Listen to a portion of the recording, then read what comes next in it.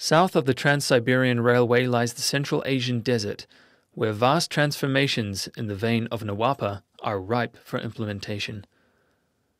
The project to revive the Aral Sea, which was proposed back in the 1940s by the Russian engineer Davidov, has been developed further since that time and has recently been reactivated by Presidents Medvedev of Russia and Nazarbayev of Kazakhstan.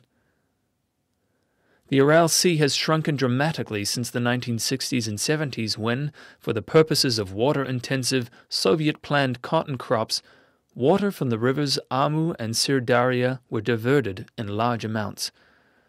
The sea has been drying up at an accelerating rate and has led to the destruction of fishery in the region, and a land strip of about 80 to 300 kilometers around the sea has seen a massive retreat of rainfall and the advent of salt storms.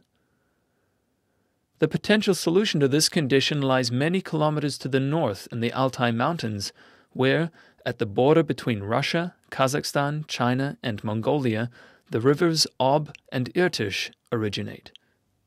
The Siberia-Aral Canal project comprises of damming these rivers where they flow together towards the Arctic, transferring 8% of the water into a reservoir.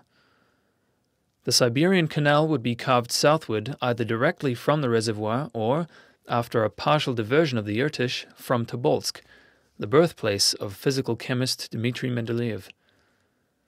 After pumping the water over a series of constructions over the Turgai Divide in northern Kazakhstan and down into the Aral, the canal would extend almost 2,550 kilometers, and the water will have been lifted a total of 90 meters. Beyond the divide, gravity will lead the water past the cities of Turgai, Irgiz, and Kazalinsk, where it will replenish the Aral Sea with Arctic water. This can also be extended directly to Nukus, where forestry and agriculture have also massively retreated. Not only will agriculture again flourish, as 4.5 million hectares of irrigated land become available for agricultural use in Russia and Eurasia, but fishery will also return to this area. Just as with LaRouchePAC in the United States, this process of greening will further influence the climate and biospheric cycles.